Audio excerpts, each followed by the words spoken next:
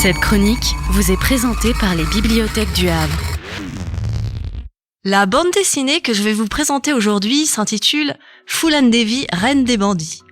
Elle est de Claire Fauvel et a été publiée en 2018 chez Casterman.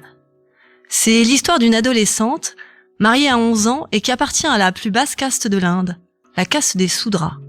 Battue et violée par son mari, elle est finalement récupérée par ses parents à 13 ans, mais devient alors une paria car son mariage est annulé. Elle est ensuite enlevée par des bandits, les dacoïtes.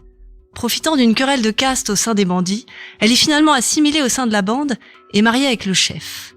Elle apprend le métier et se venge des humiliations passées.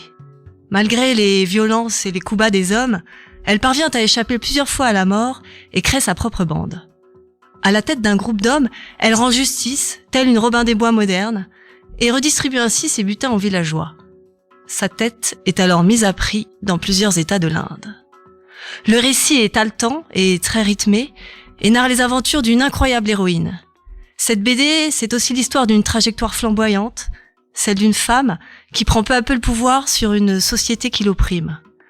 L'ensemble des planches rappelle le western, notamment la page 119 qui s'apparente à un découpage de film.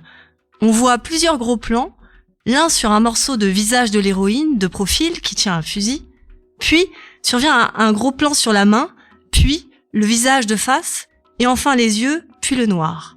Tout est dans des tons sombres. Une deuxième page à la fin de la BD m'a marqué. On y voit l'héroïne de dos, avec la cape et le bandeau rouge qui la caractérise, acclamée par une foule de prisonniers masculins. Là encore, c'est très cinématographique, avec une plongée vers la foule, qui fait de Phoolan Devi un personnage central et puissant.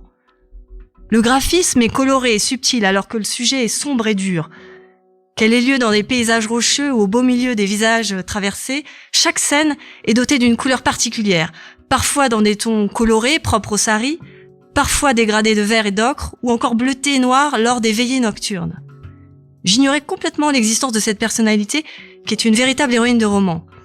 La volonté de ce personnage, la rage qu'il habite pour survivre, font de cette biographie une véritable épopée. Et ses combats pour les femmes et les basses castes nous rappellent la cruauté d'être une femme dans un pays soumis au patriarcat.